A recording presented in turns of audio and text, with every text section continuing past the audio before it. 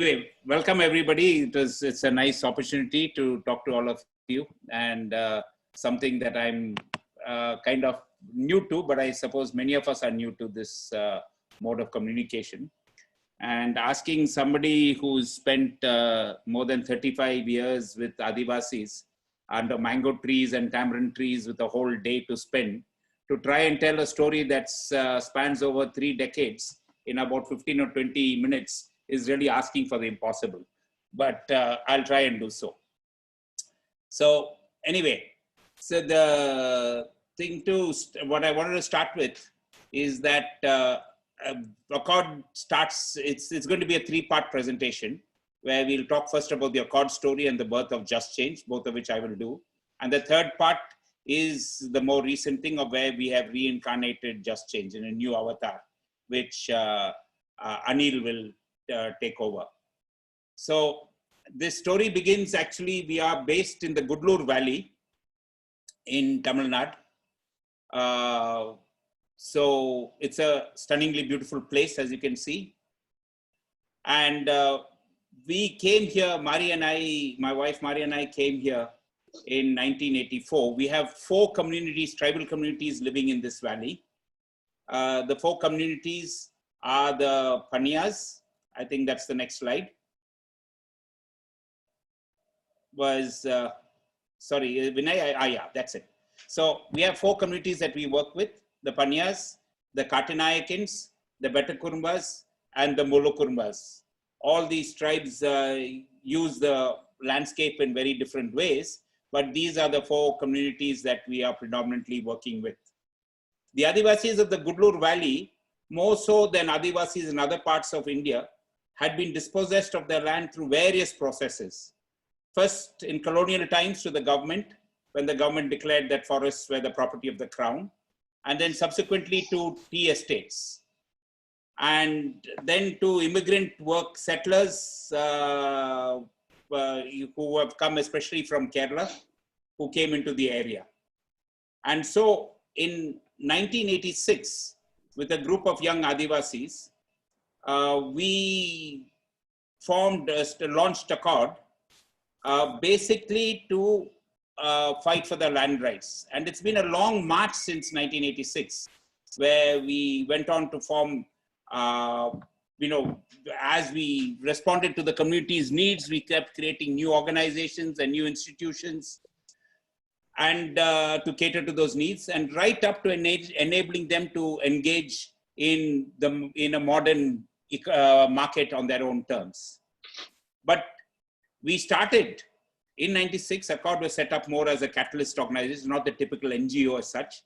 It was seen as a catalyst to support the Adivasis to form their own organization, and assert and defend their rights. And so land rights took center stage.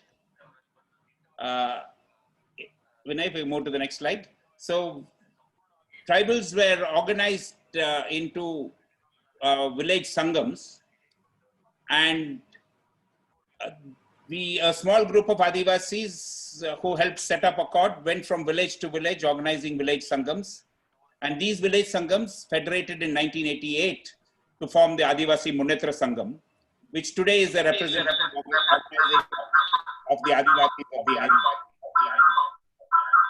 And in December 1988, they launched their land rights campaign, which is what the pictures you see up here. So through this campaign, which was highly successful, they managed to reclaim a lot of their ancestral lands from the government, from tea estates, and from large local farmers. But then we realized that they can't protect the land unless they have some crop growing on it. So we helped them to plant tea on the land, and we chose tea because tea was the mainstream economy of the area. And also it was a permanent crop, and so they could always prove their possession. But as the income from tea started coming in, it also broke their dependence on daily wage earning and on the local landowners. and so they had a new source of income, an independent source of income. And this simple thing changed the entire power relationship between the Adivasis and the non-tribals of the area. But soon we realized that fighting human rights, fighting on all the land issues and all that were not enough, because there were very major issues around their economy, regarding health and education and so on. Maternal mortality and infant mortality was twice the national average.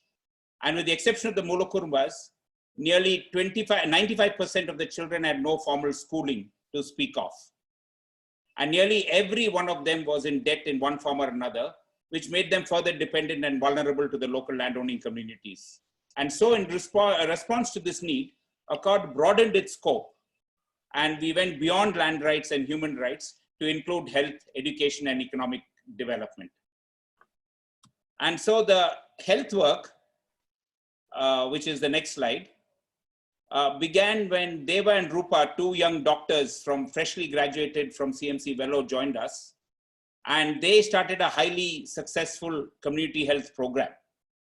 And then we were also joined by Rama and Ramdas, who had been in education for a number of years, mainly in Pondicherry, who also came and joined us and started an innovative, culturally relevant education program, which is the next slide.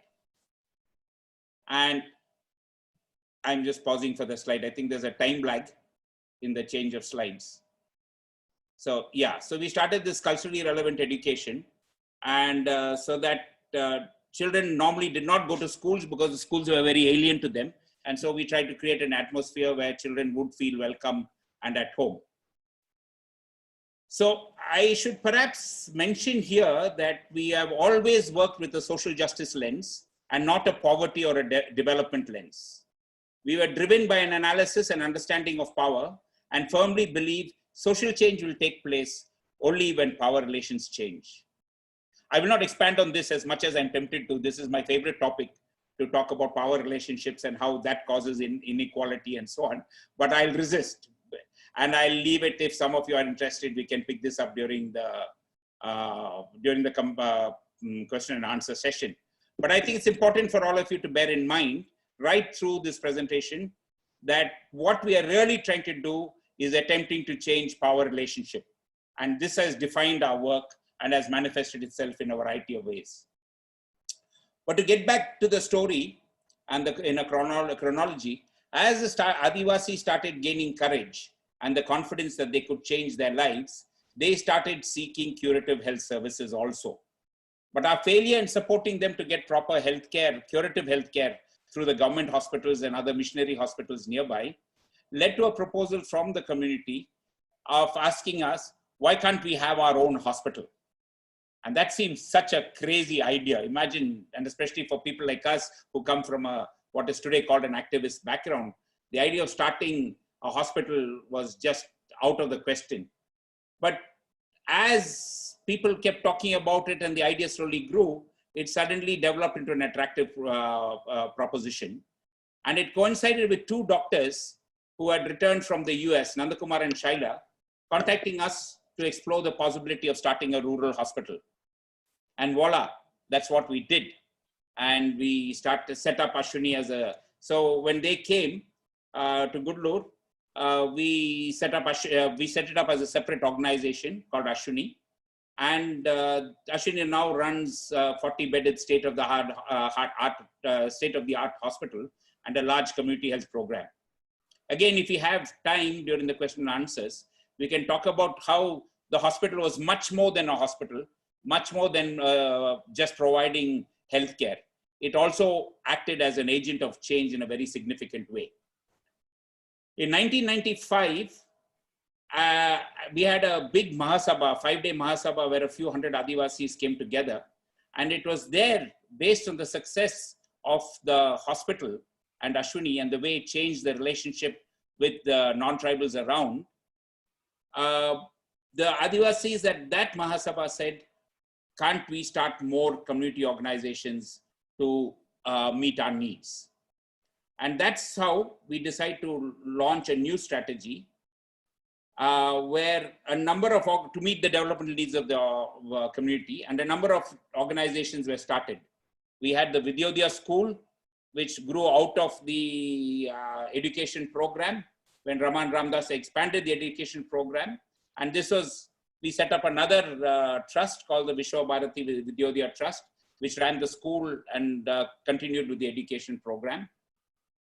And there were a number of other organizations were started. There is no time to talk about all of them because each one has a story to tell. But we set up a tea plantation called the Madhuvana plantation, which is a community-owned tea estate. We set up the Adivasi Tea Leaf Marketing Society, which was to facilitate the Adivasis marketing their own tea rather than be exploited by local traders and middlemen. And so there are numerous organizations we set up, this thing, but really there is no time to talk about all of them. But let me just sum up where we are now. We have the Adivasi Munnetra Sangam acting as the hub. And all these other organizations, include Accord, have moved into being satellite organizations, providing specialized services to the community.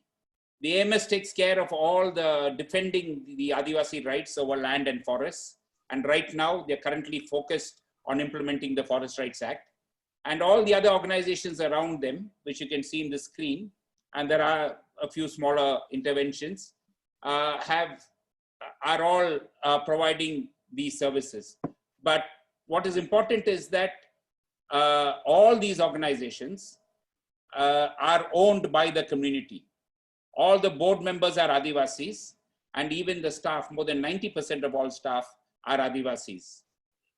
And they are the decision makers. We are facilitators, we support them, we provide a lot of support, but they are the decision makers.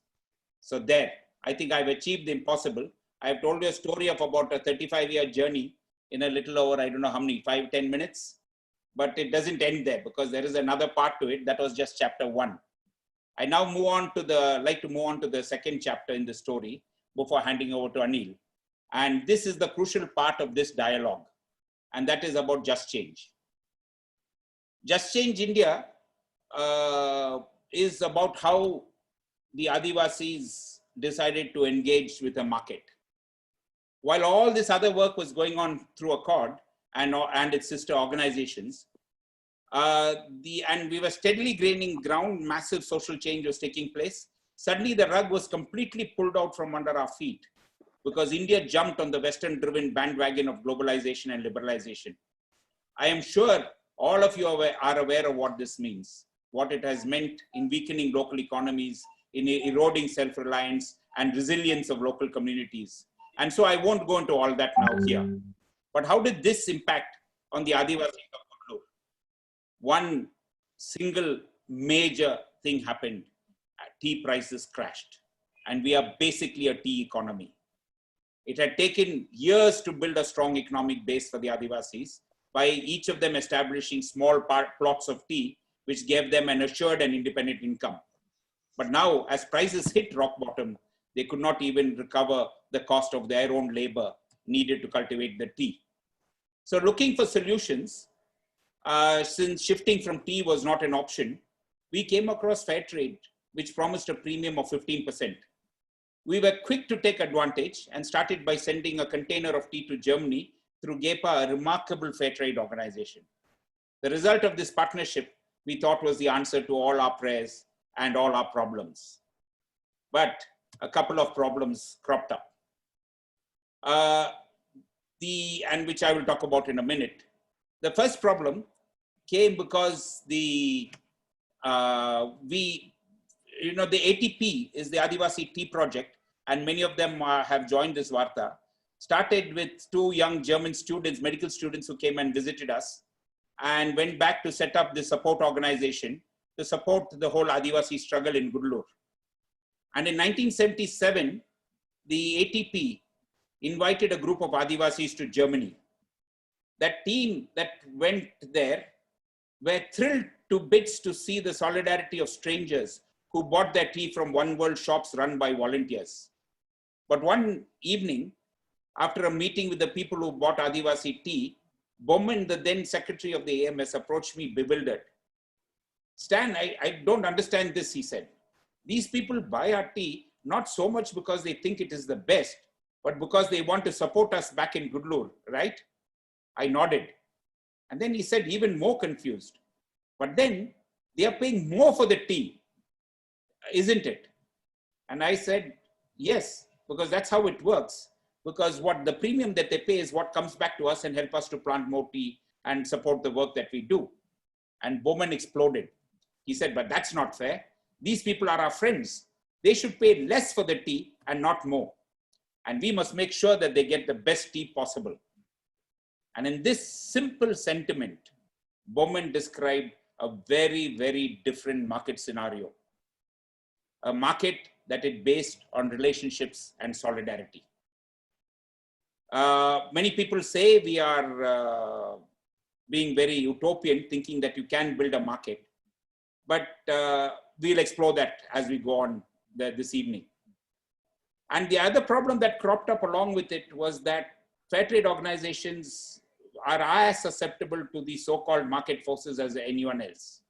They can maintain prices only in line with market prices. I am tempted to talk a little bit about market forces and what it means, but I won't, because again, it's time, the time will mean we'll take a lot more time. So let me keep on track and say that when we realized that fair trade was not the solution, we started looking elsewhere. We traversed many paths in a quest for an alternative and different, and different experiences along the way made us realize that this crash in tea prices was only at the wholesale level. Retail prices of tea had not crashed at all. So while Adivasis were not even getting enough to cover their costs, you and I were still paying the same, if not more, for the tea we bought from the local shops. Inspired by Bowman's comment, we began to think about what would happen if we could build a market by creating new relationships between producers and consumers. And so Just Change was born, to explore whether this, whether this idea was feasible or not. After innumerable meetings with various community groups all over the country and even abroad, we finally found a few takers and 4 community groups. The AMS, I think their names will come up in the next slide. 2 women's self-help groups from Kerala and a large community organization from Orissa joined together to become the first shareholders of the Just Change India producer company. Other groups joined later, not as shareholders, but as members buying and selling products through JCIPC. I think, are we having a problem with the slides? Can we move to the next slide? Yeah. So, and teas started flowing from Gudalur to Kerala, to Orissa, to Nagapattinam and other parts of the country. Rice from eastern Tamil Nadu, spices from Madurai, coconut oil from Kerala, all started moving between these producer groups. And thus a collaborative market was born. We grew from strength to strength, achieving enough volumes to show profit by the 3rd year. There is another important dimension to this whole initiative, and that is the role of capital. But again, because of time, I won't go into this and will mention that we have come up with a new form of capital called participative capital, where the power of capital is stripped and shared with the producers and consumers. And all 3 players, producers, consumers, and investors, work in solidarity towards mutual benefit, which is the Just Change model, which I think we will talk about as we a little later on also. But let me just quickly describe one successful pilot in this before I go into our failures. And I will go into our failures. But we had one brilliant success where at a conference in Bangalore, all these 3, because the success brought in all these 3 elements of investment, production, and consumption. And at a conference in Bangalore, we managed to raise about ₹1 million, that's 10 lakhs, as participative capital. This was used to buy 75 tons of paddy through the Pumpuar Kaveri Delta Farmers Federation, an organization of farmers in Pumpuar. PCDFF procured the paddy from their members at 10% above the market price. They used their tractor to move the paddy from the villages to the warehouse. Few months later, this paddy was trucked to a mill, and from there, trucked again as rice to Just Change members in Kerala. So let's see what happened to all of in this whole transaction, in this pilot that we did. First of all, the entire market chain from producer to consumer was owned and controlled by the communities involved. This meant that money that would have gone outside to outside so-called market players stayed within the communities. Farmers began by getting 10% more. That's the thing. And they also got the hire of the tractor, went back to them. And it is only when the money started going, the hire for the tractor and even the warehouse, because they owned the warehouse as self, instead of it going into some big local, whatever you want to call it, owning a big warehouse, they kept it in their own warehouse. So the warehouse rent also went to the community. And finally, the paddy was shipped to a mill, and where it was converted into rice, and the rice was then moved to Kerala. And it is only this trucking cost from Pumpuar to the mill, and from the mill to Kerala, and the cost of milling which went out. Otherwise, the rest of the money stayed in the community. And finally, this was given, the rice was given to SHG Federation, so the SHG Federations who are members of Just Change in Kerala. And so the Federation got it at around 27 rupees, I think. And they gave it to the SHGs as 28. And the SHGs sold it to their individual members at 30, when the price was 33 rupees in the retail market. And so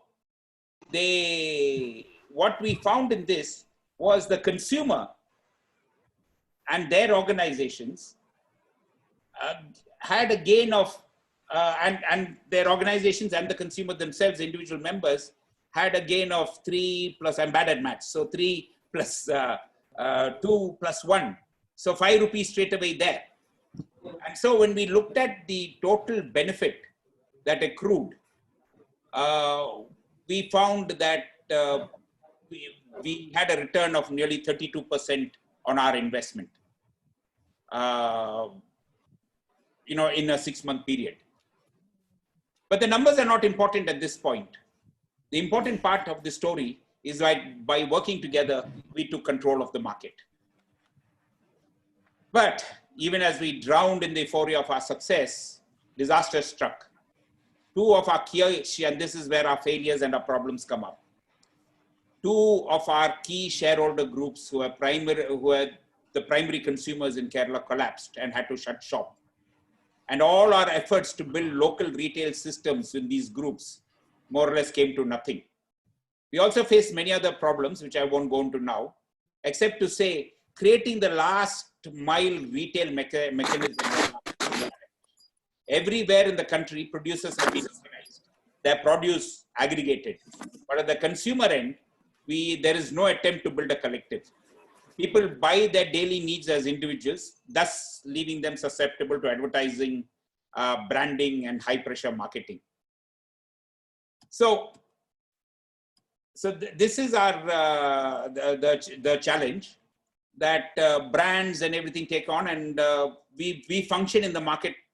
When it comes to being consumers, we function in the market as individuals. And so with these 2 of our shareholders collapsing, we were forced to put the entire community-to-community trading on the back burner. But the AMS decided to continue marketing their products, tea, coffee, pepper, and wild honey, through the Just Change India Producer Company. But except for the tea, which is still being sold to some community groups, these were products which poorer communities do not consume in large quantities. And so we had to look for outside markets.